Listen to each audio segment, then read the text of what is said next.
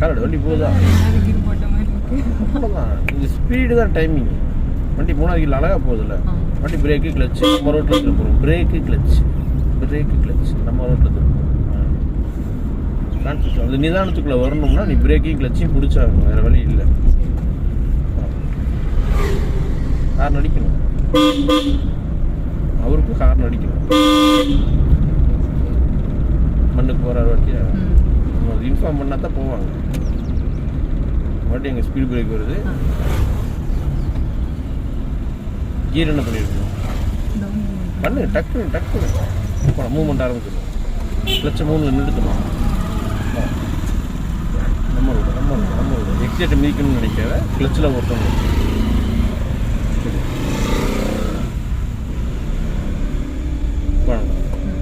அப்படி இப்போ எக்ஸைட் டக்குன்னு 3 ஆகிருக்கு. 3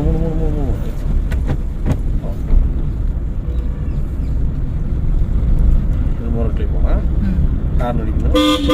ரோட்லேயே போனால் வண்டி சிரமம். பிரேக்கு கிளச்சு நிறுத்திக்கலாம், ஒன்றும் பிரச்சனை. இவ்வளோ டிஸ்டன்ஸில்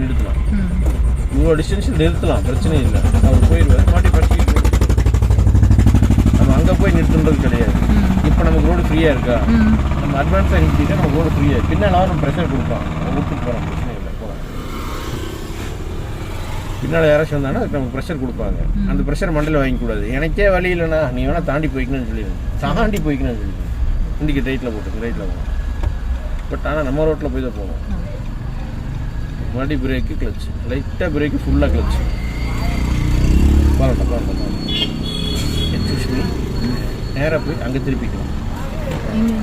அதில் ஆமாம் கிளச்சு 1 2 3 நிறுத்தணும்.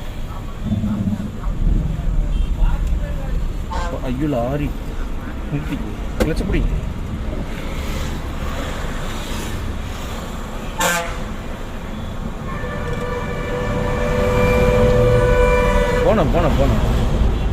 போலாம் வர்ஷினி, போலாம் மெல்ல போய்க்கலாம் வர்ஷினி. பிரேக் விட்டுருங்க, லெஃப்ட் வரலாம். இண்டிகேட்டர் ஃபுல்லாக லெஃப்ட் டக்கு சரி தெரியுங்க. அவ்வளோதான். இண்டிகேட்டர் லெஃப்ட் போட்டுக்கோங்க. லைட்டாக எக்ஸிலேட்டர், ஃபஸ்ட்டு டென்ஷன் ஆகாது, ரிலாக்ஸ். லைட்டாக எக்ஸிலேட்டர், 2வது கீர், லைட்டாக எக்ஸிலேட்டர், 2வது கீர். அவ்வளோதான். 2வது கீர் போகுது. 2வது கீர்